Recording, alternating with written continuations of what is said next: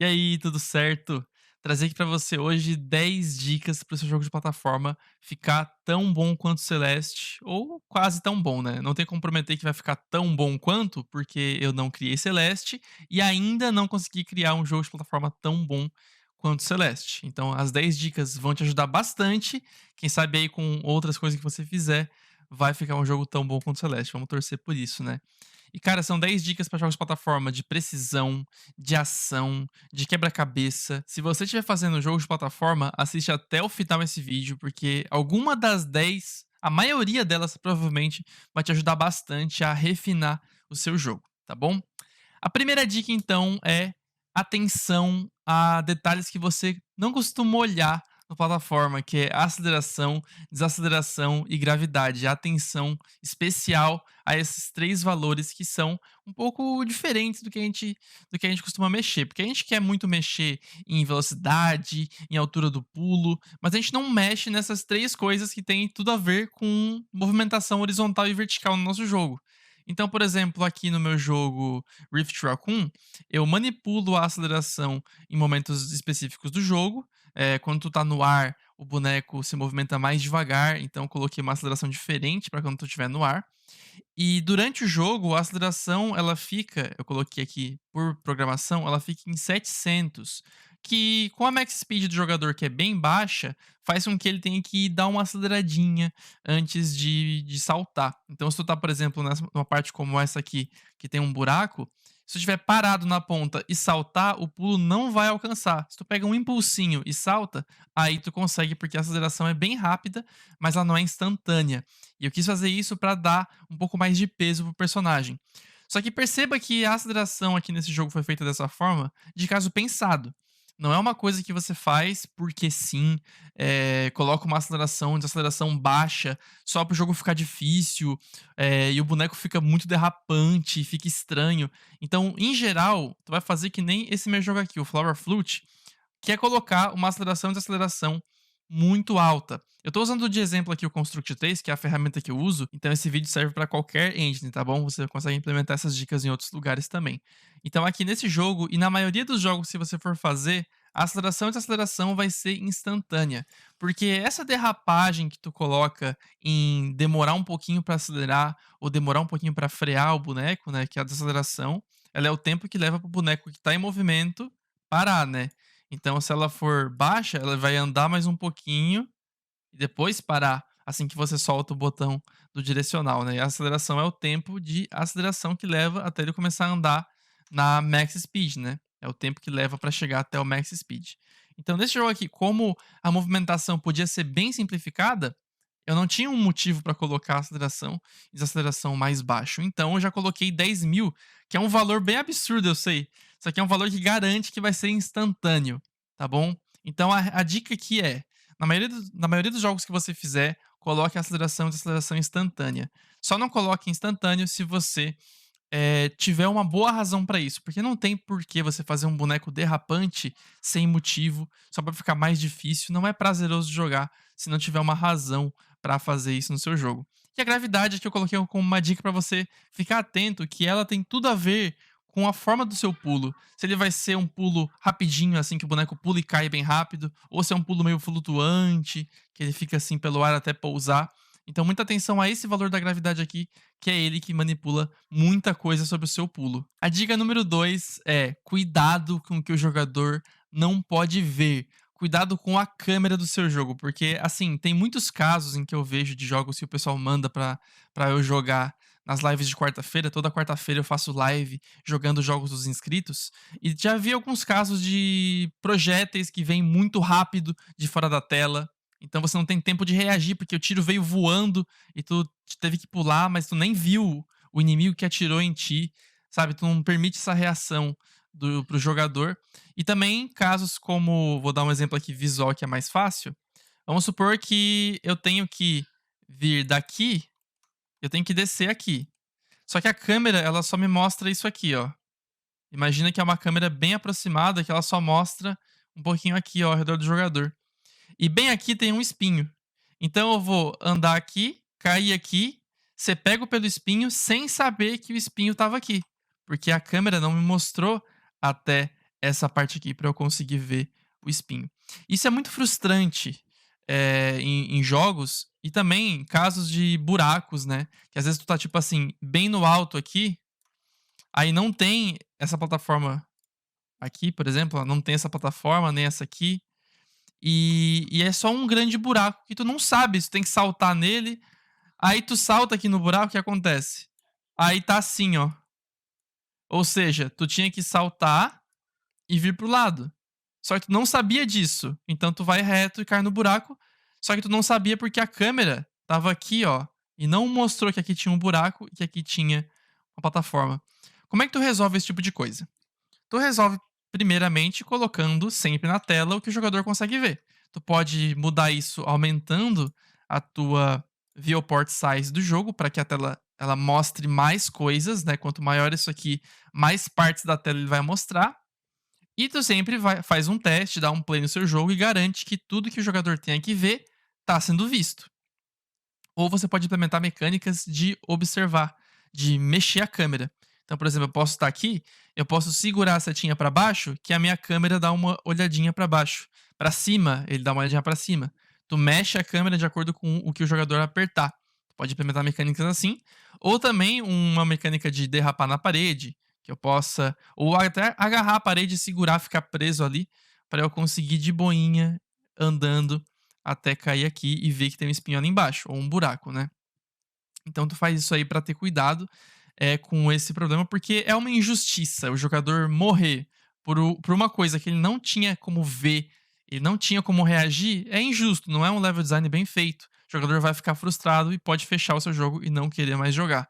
E sobre o inimigo que eu falei no começo, o inimigo que atira e você nem vê ele, você pode fazer então com que o inimigo só comece a atirar se o jogador chegar perto dele. Se a tela mostrar o inimigo, daí sim ele começa a atacar o jogador.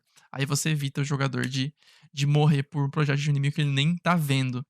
Terceira dica, estude level design, pelo menos o básico, para você não fazer atrocidades nas suas fases, você não fazer coisas absurdas.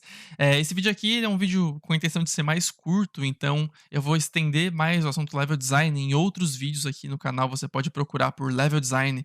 Já tem vários vídeos bem extensos, tem podcast até sobre level design para você entender bem sobre esse assunto.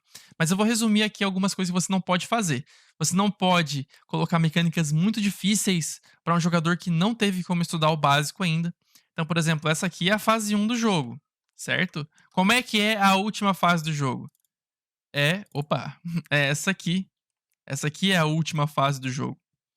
Ou uma fase como essa aqui também, uma fase mais pro final do jogo. Tu não pode colocar o jogador em uma fase cheio de mecânicas que ele já tinha que saber, sendo que ele não teve tempo pra aprender e pra ir descobrindo elas. Então tu vai mostrando aos poucos. Na fase 1 tu ensina uma coisa, tipo aqui a fase 1 é só pra ensinar movimentação, pra você pular em plataforma.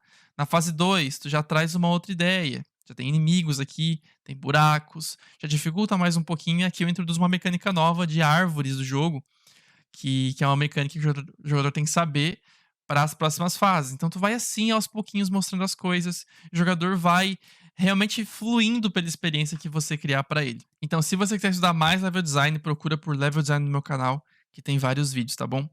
Então agora vamos para nossa quarta dica, que é acrescente variedade ao seu jogo. Variedade de tudo.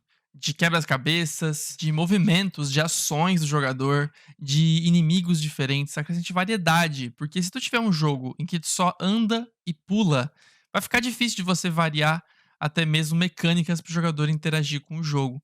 Então, se tu coloca um novo movimento, por exemplo, um dash, um impulso direcional, que você aperta o botão e o boneco no ar vai para frente, vai para cima, para baixo, para direita ou até em diagonal. Você colocando só essa mecânicazinha nova, um movimento novo pro personagem já vai permitir que você expanda muito em questão de mecânicas de fase, para o jogador interagir com o jogo. Então é muito importante ter variedade, porque se o jogador sentir que tá jogando sempre a mesma coisa, vai ser um pouco frustrante. E isso pode ser bem sutil, tá? Não quer dizer que você tem que fazer um jogo de plataforma de precisão, por exemplo, em que você tenha 10 movimentos diferentes. Você pula, faz wall jump, dá dash, teletransporta, pula 3 vezes no ar, dá um ground pound. Não precisa ter todos os tipos de movimentos possíveis para o jogo ter variedade. E um jogo de ação não tem que ter 20.000 armas. Fui bem exagerado, tipo 10 armas, 20 armas. Tu pode ter um jogo com 5 armas, que já é o bastante para ter um nível de interação ali válido. Depende da duração do jogo também, né? Pode ser que um jogo com 5 armas, ter umas 5 horas de gameplay já fique um pouco demais. Então tudo tem que ser sentido por você para ver se a variedade tá legal. E a variedade, então, como não tem que ser colocar muita coisa nova, tu pode variar com as coisas que você já tem.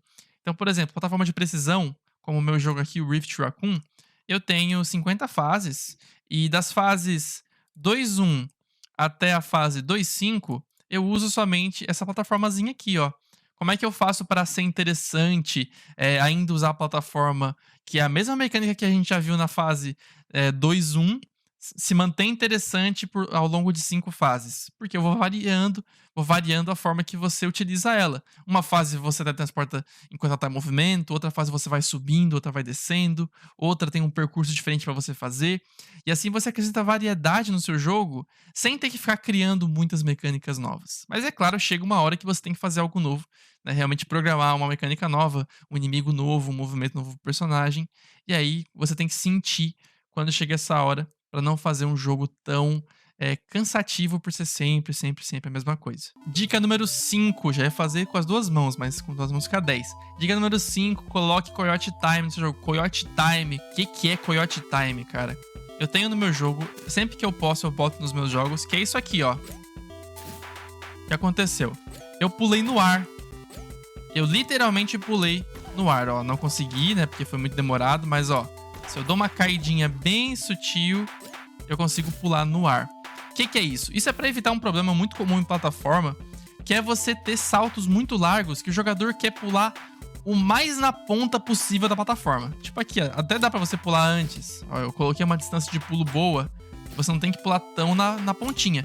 Mas e se tivesse que pular bem na pontinha? O Coyote Time, ele facilita com que o jogador consiga pular essa distância, permitindo que mesmo que ele caiu um pouco da plataforma, ele passou um pouco direto, ele vai lá e ainda consegue executar o pulo. Isso você programa. Eu tenho uma aula sobre isso, procura por Coyote Time no meu canal que você vai encontrar essa aula. E é bem fácil de implementar e é muito importante você ter no seu jogo. Mas uma coisa importante sobre o Coyote Time, tá? Recentemente eu terminei de jogar esse jogo aqui, o Infernax, que é uma plataforma bem classicão, né? Como você pode ver aqui pelas screenshots.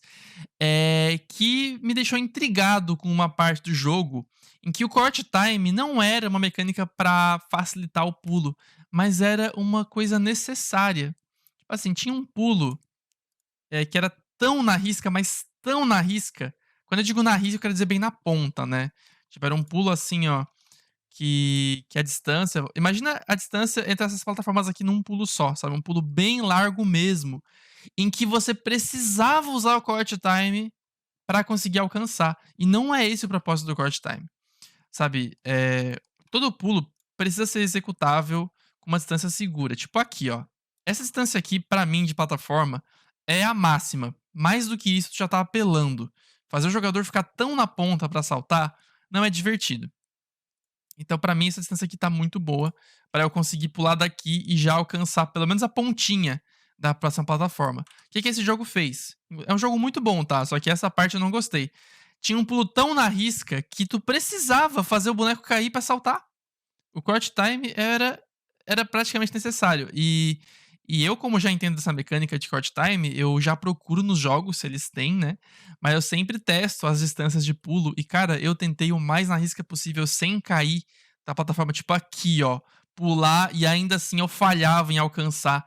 Cara, o jogo me fez usar o Coyote Time, realmente dar uma caidinha e saltar. Porque só indo a distância máxima, além do que a plataforma tinha, que eu conseguia saltar. Então, de certa forma, nesse jogo, o Coyote Time, nessa parte específica, em nenhum outro lugar ele pede isso, é como se fosse uma mecânica. E não é uma mecânica. Coyote Time é um auxílio. Que você não pode colocar, vou aproveitar que tem Coyote Time e fazer aqui um super buraco que o jogador tenha que saltar usando Coyote Time. Não. Faça a distância como eu falei. Essa distância aqui tá ótima, ó, tu saltar daqui, né? Então, mas tem esse resto todo aqui e ainda o Coyote Time para facilitar com que o jogador consiga executar o pulo, tá bom? Diga não a pulos muito na risca, porque eles não são divertidos. A sexta dica é: adicione input buffering, ou antecipação de inputs do jogador. O que é isso? É você poder antecipar um movimento que você vai querer executar, só que é um movimento que você não pode executar agora. Então, por exemplo, se eu quiser pular e teletransportar, no meu jogo eu posso fazer isso, porque no ar e no chão eu posso teletransportar. Só que eu não posso pular no ar. Não posso, porque seria um pulo duplo daí, né? Então, o que eu adicionei no meu jogo? Se você tiver quase pousando e quiser saltar assim que tocar no chão, tu pode apertar o botão de pulo próximo ao chão para executar esse movimento assim que você levantar, assim que você pousar, quer dizer. Isso que é o input buffering, isso que é a antecipação de input. Input é todo botão que você aperta, toda a informação que você envia para o jogo. E o buffering é a questão da antecipação, de você antecipar uma ação que você não pode fazer agora. Então, por exemplo, você pode executar isso em saltos, né? Assim que você tá quase pousando, ó, se eu apertar pertinho do chão, ele já vai pular. Ele não vai esperar que eu pouse para depois poder pular. Isso é muito bom, porque tem hora que o jogador aperta o pulo tão pertinho do chão que se o boneco não pular, ele vai achar que foi falha do jogo, porque ele apertou sim o botão de pulo. Aí a gente coloca esse buffering, essa antecipação, para permitir que tu já pule no ar e no chão. Assim que você pousar, ele já executa o pulo na hora. Isso se aplica também a ataque, tá? Como eu falei, teletransporte você pode fazer no ar. Só que se você tivesse teletransporte só no chão, eu poderia aplicar o input buffering ao teletransporte. Então, se você apertar o teletransporte no ar, só que muito próximo ao chão, ele já vai antecipar que você quis fazer isso, e assim que você pousar, já teletransporta.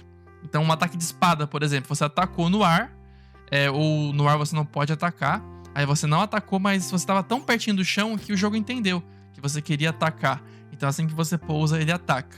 Uma coisa bem importante também é que se o jogo tiver ataque no ar, você pode... Se você fizer um ataque no ar muito próximo ao chão, é muito bom que você coloque já esse ataque como um ataque de chão também, né? Então vamos supor que eu tivesse uma espada aqui, aperto X para atacar com a espada, próximo ao chão.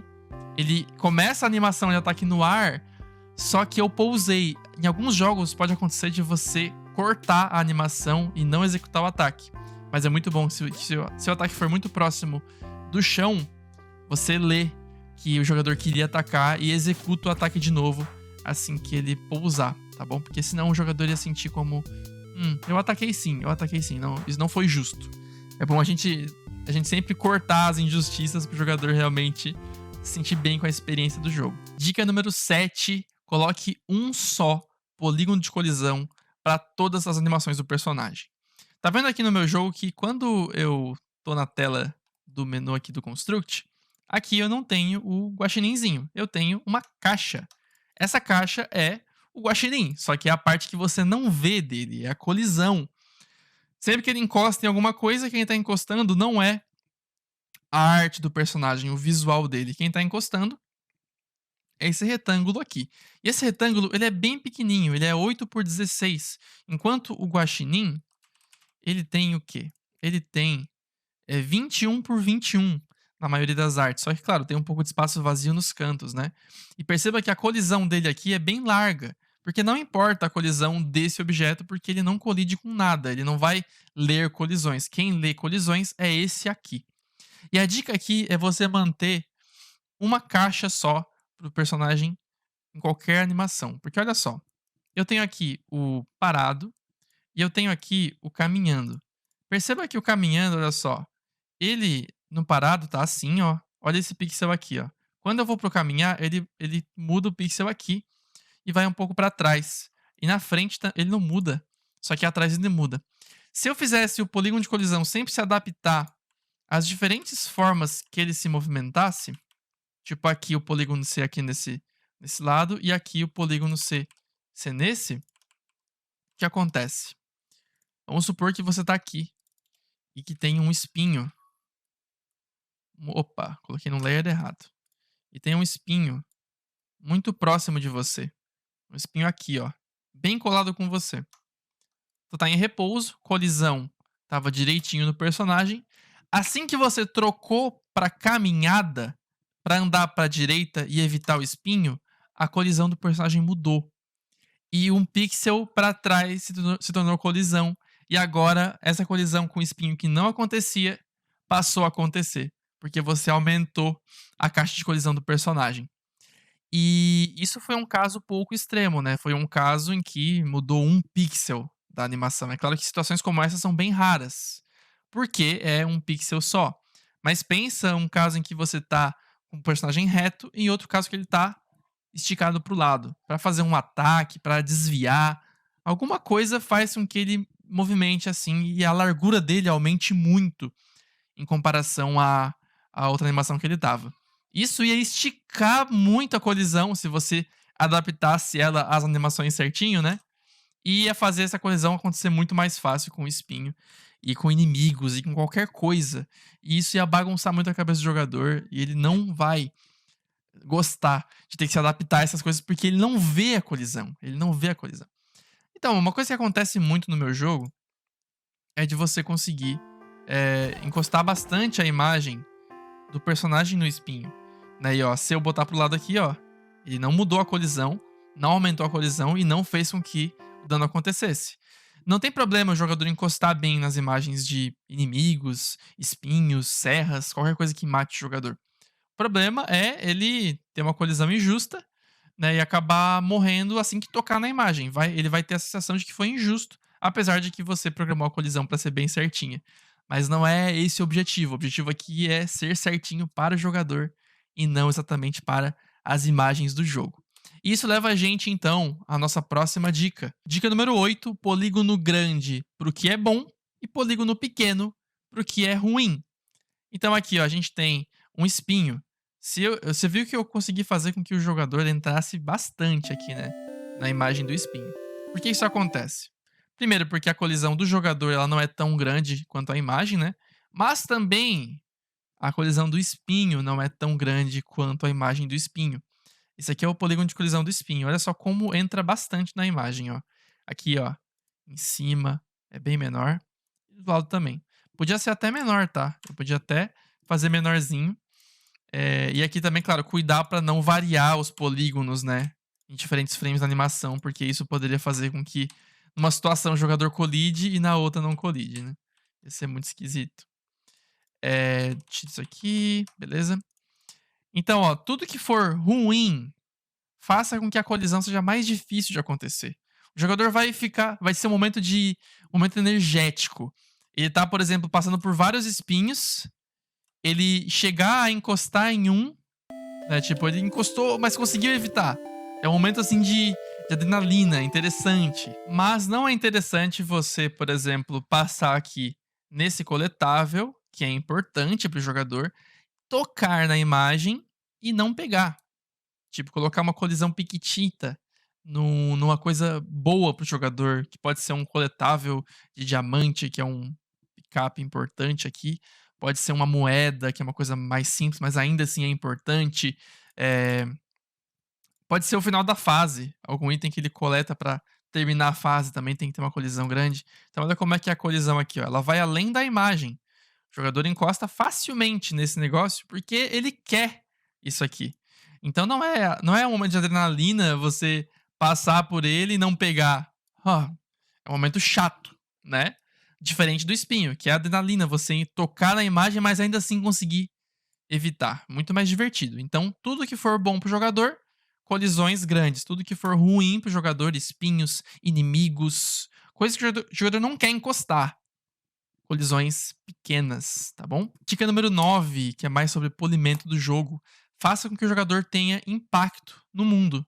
Faça com que ele sinta que ele faz parte desse ambiente. Então, no caso aqui, no meu jogo, eu fiz isso de várias formas. Eu fiz isso com movimentos de efeitos de fumaça no personagem. Então, parece que ele anda nesse solo, porque a fumacinha sai do pé dele ali, né? Ele pula e pousa e faz também a fumacinha. Quando ele escala e depois derrapa, ele faz uma fumacinha também. E quando ele bate aqui no chão também faz fumacinha. Então tudo isso unifica o jogador ao ambiente que ele tá, né? O personagem ao ambiente que ele tá. E também, ó, tudo que puder ter interação, a graminha. Consigo amassar a graminha aqui, ó. Faz com que pareça que eu tô realmente vivendo aqui nesse ambiente, né? Tudo, ó, o negócio se mexe quando eu pouso em cima, sabe? Então as coisas terem impacto com o jogador faz com que ele sinta que ele faz parte desse universo. Eu tô voltando, transportei. Além de se transportar, eu movimento o ambiente, ó. Então, opa, morri. Tipo assim, ó, eu faço umas ondulações, ó. Que elas aparecem também no cenário. Então isso unifica, isso dá impacto ao jogador por ele fazer parte do ambiente. E também, ó, como eu falei no começo sobre aceleração e desaceleração, eu quis colocar um peso no personagem. Então, se eu tiver aqui parado e pular, ó, eu não consigo impulso bastante. Então eu tenho que pegar um impulsinho pra saltar. Isso faz sentido com o meu jogo, que é de precisão, que eu senti que pro personagem isso faz sentido. Agora também, ó, o movimento no ar dele é diferente, ó. Então se eu pular em direção ali, ó, e tentar voltar, eu não consigo. Porque eu diminuo a aceleração e desaceleração dele no ar pra dar um pouco mais de peso. Isso eu tive inspiração de Super Mario, que ele é bem assim, né? O movimento no ar, ele é muito mais pesado do que no solo. Então tu tem que meio que saber já a direção que tu vai antes de saltar.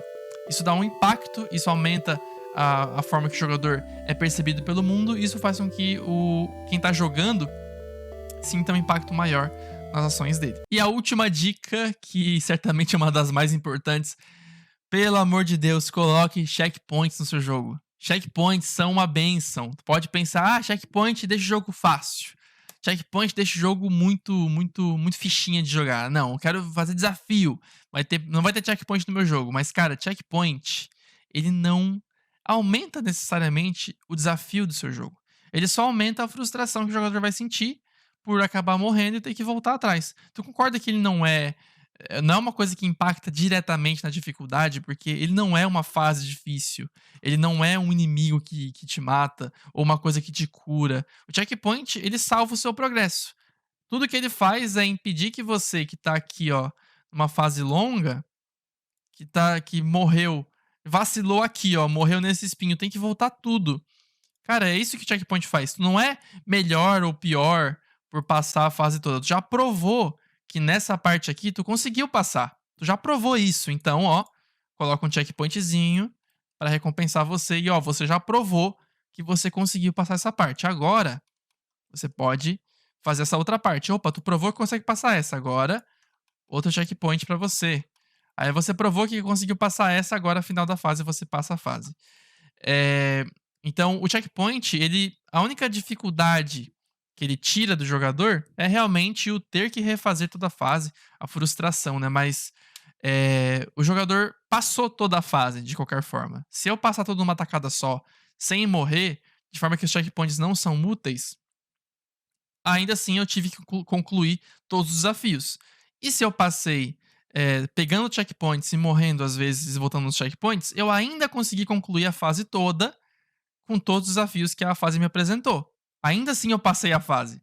A única diferença foi que eu não tive que ter a frustração de voltar atrás lá pro final, ou lá pro começo da fase toda vez. Então checkpoints são uma bênção. Tem um caso em que o checkpoint ele não é tão legal, que é para quando você quer criar tensão. Se você quer criar tensão, use com moderação, tá? Não faça uma coisa tão em sequência. Tem fases no meu jogo que elas não têm checkpoint de propósito para aumentar a tensão. E é o caso dessa fase aqui, ó. Não, essa aqui não. Essa aqui. Essa fase aqui mesmo. Essa fase aqui, ó, ela é muito perigosa. Ela tem uma descida com serras, espinhos. É fácil até, só que é muito tenso. Quando tu finalmente chega na segurança de não estar mais descendo, não tem um checkpoint para te salvar. Não somente isso, como tem o diamante para você pegar, passando por serras de novo. A tensão acumulada que você tem nessa parte é muito maior do que se ela fosse no começo, porque agora se você perder, você vai perder todo o progresso. E aí aqui ainda não tem segurança total, você tem ainda algumas serrinhas que querem matar você. Mas você vê que é uma fase muito curta, né? Não é longa que nem essa fase aqui, uma fase bem curtinha. em que eu quis criar essa tensão, até por ter descida com serras, com espinhos. Então use com moderação, tá? Não faça uma coisa, olha só, uma fase tensa pra você aqui, ó. Próxima fase, tensa de novo. Próxima fase, tensa de novo. Se não coloca checkpoint nunca, ou espaça demais os checkpoints, tu vai estar sempre acumulando essa frustração. E é bom você usar com moderação essa ferramenta, tá? Ela pode ser poderosa, pode criar momentos legais no seu jogo, mas se você usar demais, vai ficar apelativo. Então, se você curtiu esse vídeo, deixa um like, por favor, comenta o que você achou. E se quiser aprender a programar esse meu personagem, esse guaxinim que eu mostrei aqui pra você, que anda, pula, teletransporta, com vários efeitos de polimento, eu tenho um curso que é o curso Rift Raccoon, que vai estar aqui no card, pra você aprender como fazer esse personagem e usar essas mecânicas no seu jogo, beleza? Muito obrigado por assistir e vejo você no próximo vídeo. Falou!